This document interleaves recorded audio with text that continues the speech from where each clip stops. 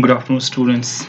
So in the previous lecture, we have completed we have discussed about the different components of blood.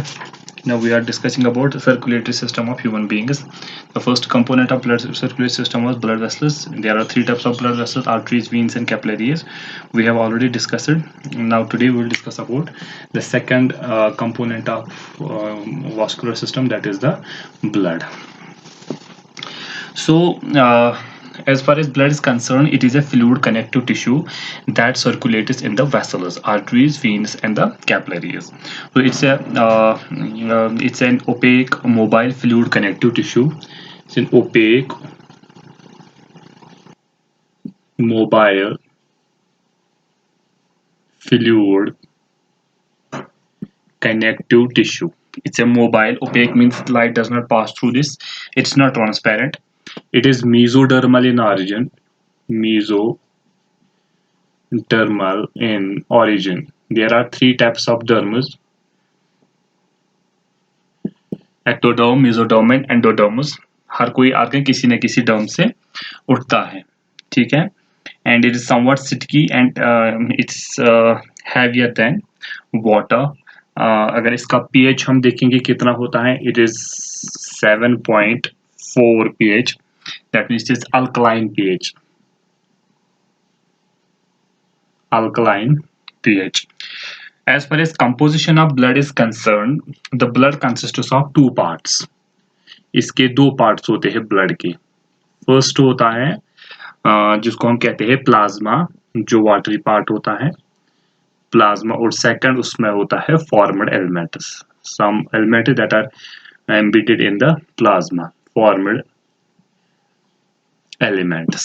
These are the two components of blood vascular system in human beings. तो plasma सबसे पहले देखेंगे हम what is plasma.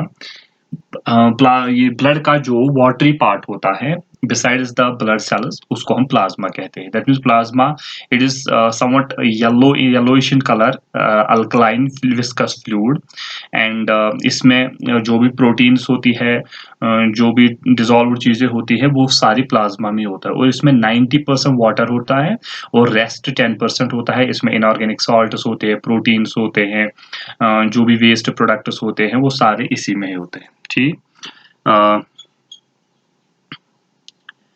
Plasma, it's a watery part of blood. It's faint yellow in color, viscous fluid. Composition 90% water, and जो rest of 10% है उसमें क्या होता है, इनऑर्गेनिक साल्ट्स, प्रोटीन्स, जो भी डिसॉल्व्ड प्रोटीन्स होती है इसमें, वेस्ट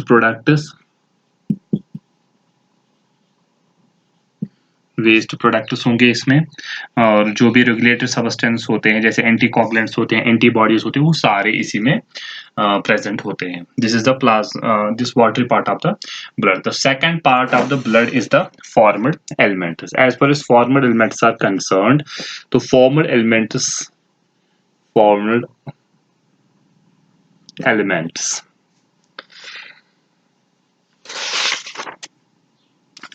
फॉर्म्ड एलिमेंट्स में सबसे पहला जो पार्ट होता है उसमें क्या होता है, बेसिकली वो फॉर्म्ड एलिमेंट्स जो होते हैं, जो ब्लड सेल्स होती है, जो इसमें ब्लड सेल्स होती है, उन्हीं को फॉर्म्ड एलिमेंट्स कहते हैं. फॉर्म्ड या ब्लड सेल्स जो होती है, ब्लड सेल्स तीन तरह की होती है. एक तो आरबीसीज होंगी, दूसरा डब्ल्यूबीसीज होंगी, and last one blood platelets.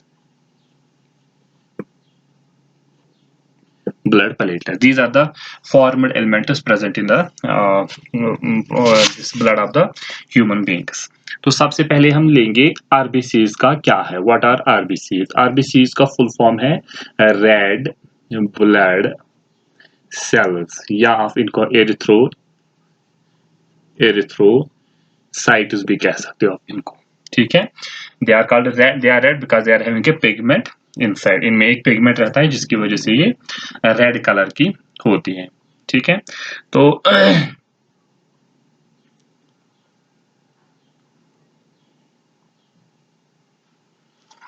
सबसे पहले देखेंगे हम इनकी शेप किस तरह की होती है आरबीसीज की।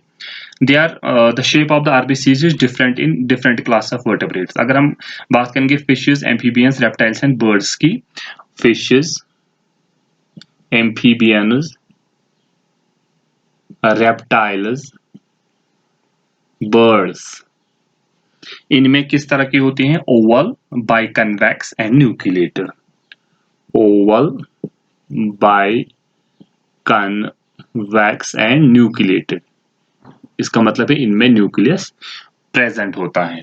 बाइकन्वेक्स होती है और न्यूक्लिएटेड होती है, जैसे कि इस तरह से होगा, ये इसमें के अंदर न्यूक्लियस भी रहता है। ठीक है, लेकिन अगर हम मैमल्स की बात करेंगे, जैसे हम ह्यूमंस की बात करते हैं, उसमें सर्कुलर होती है और बाइकनकेव होती है, और डीन्यूक्लिएटेड, उसमें न्यूक्लियस बिल्कुल भी प्रेजेंट नहीं होता है। इस तरह से अगर हम इसको बनाएंगे थोड़ा सा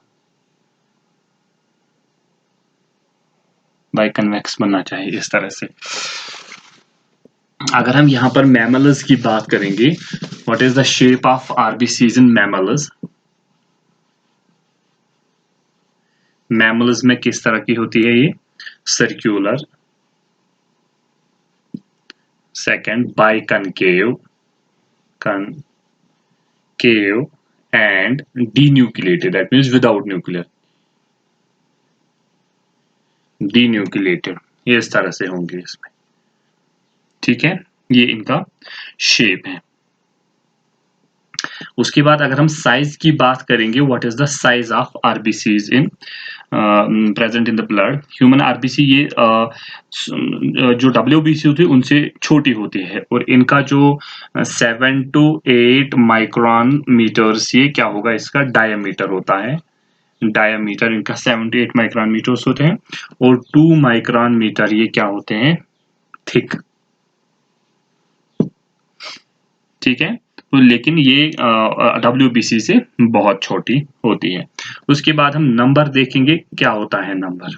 ठीक है, जो नॉर्मल एक ह्यूमन बीइंग है, उसमें नॉर्मल हेल्दी एडल्ट में, मैन और वुमेन में, अगर हम देखेंगे 4.5 to 5 मिलियन पर क्यूबिक मिलीमीटर ऑफ ब्लड। ठीक है, पर cubic millimetre of the blood. ठीक है, ये होता है, ये मैन में होता है 5 मिलियन, 4.5 ये फीमेल में होता है।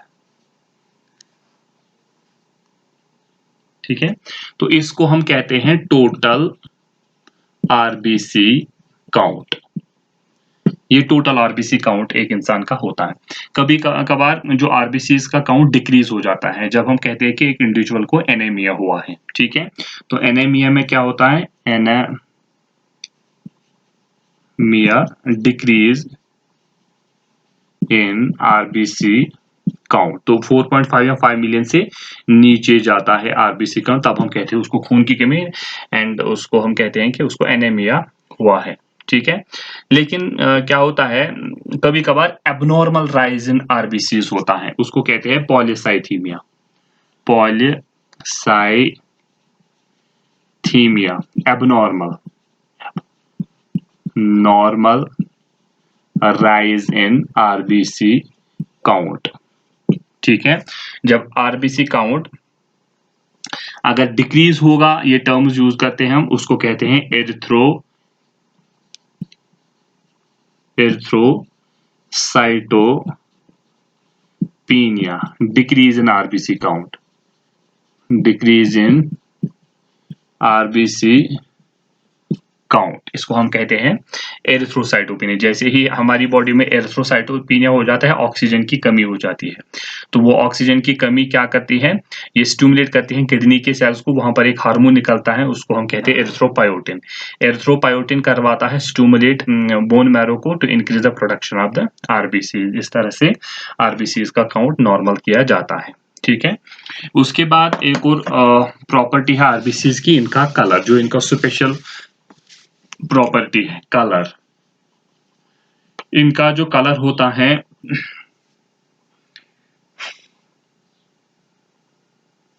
रेड कलर होता है। क्यों red in colour? Why? Because they are having a haemoglobin is present.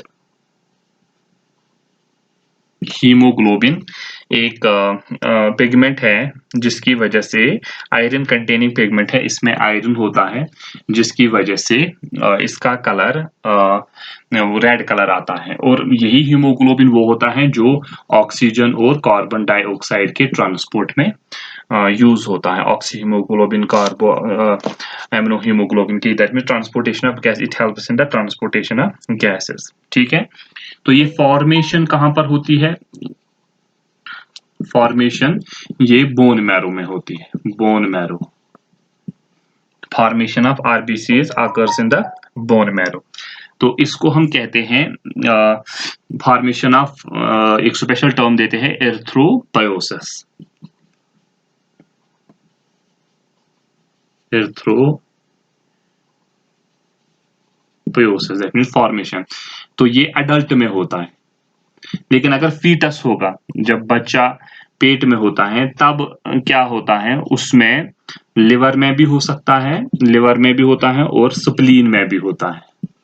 ठीक है, तो लेकिन जब फिर बड़ा हो जाता है तो उसमें बोन मैरो डेवलप हो जाता है, फिर bone marrow red bone marrow में होते हैं। उसके बाद इनका लाइफ स्पेन हम देखेंगे कितना होता है। What is the life span of, कितनी देर तक ये सेल जिंदा रह सकती है, वो हम देखेंगे। इनका लाइफ स्पेन 120 डेज होता है। 120 डेज मीन्स 120 दिन के बाद ये सेल्स अपने आप मर जाती है। ठीक है, तो फिर इनमें जो हीमोग्लोबिन है उसको तोड़ा जाता है, बिलिरुबिन बिलिवर्डिन निकलता है, फिर उसको यूज किया जाता है डिफरेंट चीजों में। और ठीक है, इस तरह से आरबीसीज मर जाती है 120 दिन के बाद। ठीक है, तो फिर नई बनती है बोन मैरो में, अडल्ट बोन मैरो में। This is about the RBC, the first forward element. Second forward element is the WBCs. We will see that tomorrow.